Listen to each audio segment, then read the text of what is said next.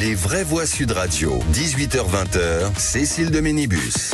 Avec Philippe David, bien entendu, Françoise Degois et Benoît Perrin. Et vous, 0826 300 300. On va revenir sur cette question. L'alliance Chine-Russie-Iran, l'Occident est-il en danger? Ce sommet de sécurité en Chine, Xi Jinping et Poutine et leurs alliés affichent donc leur unité. Objectif, bâtir un contrepoids à Washington et à l'Occident. On en parle tout de suite dans la question du jour. Le sommet de l'Organisation de coopération de Shanghai a débuté en Chine. Il a réuni pour plusieurs jours 10 États membres, dont la Chine, la Russie, l'Inde ou l'Iran, et 16 pays observateurs, dont la Turquie, l'Afghanistan ou le Qatar.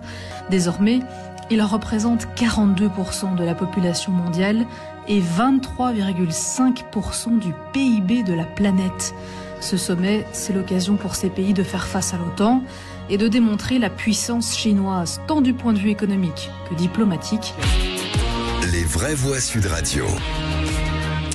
Philippe, vous qui évoquiez tout à l'heure quand même se dire que bon, c'est un peu compliqué quand même cette alliance face à nous. Il y a des mesures de rétention qui pourraient venir. Et c'est surtout que c'est une alliance très puissante parce que la Chine, c'est l'usine du monde, c'est la banque du monde. La Russie, c'est les premières réserves mondiales de matières premières. Bon, c'est logique, c'est un pays qui fait plus de 10 millions de kilomètres, plus de 15 millions même de kilomètres carrés de mémoire. C'est le plus grand pays du monde. Avec des réserves ils ont des réserves de pétrole, de gaz, de fer, d'or, de tout ce que vous voulez.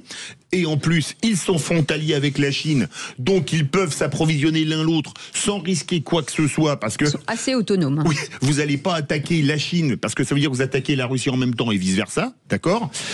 Mais moi, ce qui me pose question, c'est de voir que quand même dans les pays qui y sont, il y a la Turquie, et la Turquie qui est le pilier sud de l'OTAN. Et je me demande comment Trump, dans le bureau ovale, doit réagir en voyant la Turquie, le pilier sud de l'alliance de la Pax Americana dans l'hémisphère nord, qui est présente dans ce sommet de l'OCS. Je me pose quand même un pied dans chaque côté. Toujours. Oui, vous voyez ce que je veux dire, entre deux chaises. Voilà, c'est ça. Après, les BRICS sont très puissantes, mais ce sont des alliances qui, à terme, ne peuvent pas s'entendre, parce que on peut parler des bonnes relations entre la Chine et la Russie, mais à un moment donné, la Chine a décidé, en fait, dans son fort intérieur, d'englober et d'absorber la Russie. En réalité, c'est ça le projet final, la finalité du projet. Vous avez dans les BRICS l'Iran, vous avez l'Afrique du Sud, vous avez, évidemment, on parle pas assez peu du Brésil, mais le Brésil qui est le géant sud-américain. Mais ces BRICS, donc, ont une, comment dirais-je, leur vocation est de dire à l'Occident, on change l'ordre du monde, en gros c'est ça. Il y a le vieil ordre mondial après 45, c'est-à-dire avec les 5 grands pays au Conseil de sécurité des Nations Unies, et puis le nouveau monde qui apparaît et qui est nous. Mais ces BRICS ne s'entendent pas sur le plan commercial, peuvent se combattre. Elles abritent véritablement des régimes illibéraux. Excusez-moi, quand vous regardez Chine, Russie, Iran, déjà, vous avez tout. Déjà, c'est compliqué. Ils se confrontent. La Turquie, c'est pas très brillant non plus. Voilà, on est d'accord. Ils se confrontent. Le Qatar, et la Corée. Voilà. Et la Corée du Nord. Ils veulent se confronter à l'Occident. Ils envisagent même de battre monnaie. Mais je suis à la fois peut-être impressionné, si vous voulez, quand je vois l'affichage, autant je sais que dans le fonctionnement, ça ne peut pas fonctionner comme ça. Ils veulent plus de multilatéralisme, ces pays-là, etc. C'est un combat, ancien monde et nouveau monde qui est en train de naître. Mais je ne crois pas que l'Occident, au sens très large, parce que vous mettez le Japon aussi dedans, je ne suis pas du tout sûr, en réalité, qu'il soit si menacé que cela.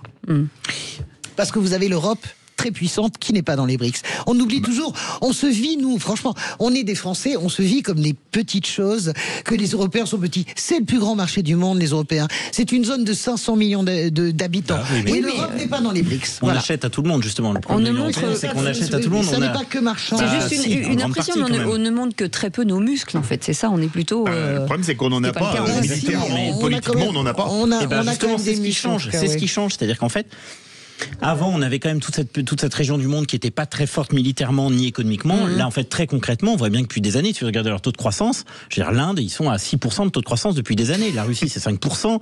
Ça explose. L'Inde, ça explose. Non, mais l'Inde, c'est incroyable. Enfin, tous ces pays-là, en fait, ce sont des pays qui, effectivement, se développent à vitesse grand V et qui font des alliances sur la technologie, sur l'industrie, sur l'énergie, vous l'avez dit, sur les sujets financiers. Et puis on voit qu'il y a plein d'événements récents qui fait qu'effectivement ça montre qu'ils sont qu'ils agissent de concert. Ils font des exercices militaires ensemble.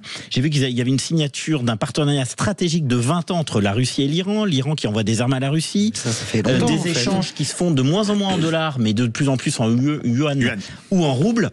Donc en fait, très concrètement, il y a quand même un basculement qui est en train de se faire, et ils jouent en quelque sorte sur nos faiblesses, et notamment nos faiblesses commerciales. On voit bien que on est très tributaire de leurs produits. Alors vous avez raison, la Russie est aussi tributaire des produits chinois. Et vous avez raison, Françoise, la Chine cherche à englober tout le monde. Néanmoins, on voit quand même que on décidait du sort du monde, et notamment on était en mesure il y a quelques années d'avoir des sanctions efficaces quand on était embêté par ces pays-là, et aujourd'hui on voit quoi ?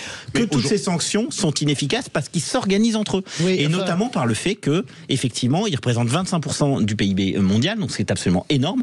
Et pour moi le risque le plus important il est là-dessus. Regardez à l'ONU. C'est quand même extraordinaire. Il y a eu l'Union européenne poussée pour qu'il y ait des sanctions contre l'Iran sur le réarmement nucléaire. Qu'est-ce qui s'est passé ? Alliance logique entre la Russie et la Chine pour bloquer effectivement cette décision-là. Donc je veux dire, on retrouve en quelque sorte une espèce de guerre froide. Sauf que la guerre froide, elle était principalement contre la Russie. Et là aujourd'hui, l'Union soviétique, pardon. L'Union soviétique. C'est une erreur. Et la différence avec il y a quelques années, c'est qu'aujourd'hui, on a vraiment des nains qui sont en train de devenir des géants, et nous, à l'inverse, des géants qui sont en train de devenir. Mais je ne suis pas d'accord avec cette analyse. Justement, nous ne sommes pas des nains, nous ne sommes pas des géants en train de devenir des nains. Et par ailleurs, l'idée de dire qu'on pouvait les mater comme on voulait, c'est là-dessus que nous commettons l'erreur fondamentale. Pourquoi les BRICS naissent ? Ils naissent parce qu'à un moment donné, l'Occident ne veut pas lâcher. Quand le Brésil, pas simplement celui de Lula, demande un poste au Conseil de sécurité de l'ONU en disant le monde change, et dans ce Conseil permanent de sécurité de l'ONU, il est normal qu'il y ait un géant américain, il est normal qu'il y ait un géant africain, l'Occident, très arrogant, lui refuse. Et donc, évidemment, quand vous refusez d'ouvrir quelque chose, eh bien, les gens se révoltent. Mais je ne suis pas du tout d'accord avec vous sur l'idée qu'il faut s'effrayer de leur puissance, comment dirais-je, économique. Absolument pas. Je développe tout à l'heure. Là, j'ai une divergence avec François, c'est que l'Europe est un nain politique et un nain militaire. Et pour donner un chiffre politique, quand même peut-être, qui mais militaire, non. La marine de guerre chinoise, tous les 4 ans, reçoit l'équivalent de l'ensemble de la marine de guerre française en nouveaux bâtiments de surface et sous-marins pour ses forces. Ça veut tout dire. Mais vous comparez ce qui n'est pas comparable. C'est un chiffre important quand même. Je sais que c'est un chiffre important. Vous connaissez la doctrine de la Chine, de l'Empire du Milieu. C'est vraiment une diplomatie d'équilibre. Si quelqu'un peut imaginer que la Chine va lancer un assaut, comment dirais-je, être belliqueux, il se trompe. Ça n'a jamais été ça l'histoire de la Chine. Vous avez raison. C'est pour ça que je pense que le danger il n'est pas militaire, il est plutôt technologique. Ça va être plutôt la guerre des cyberattaques, de la désinformation. Ça va être sur ce sujet-là qu'il va y avoir de problème, pas sur le sujet militaire.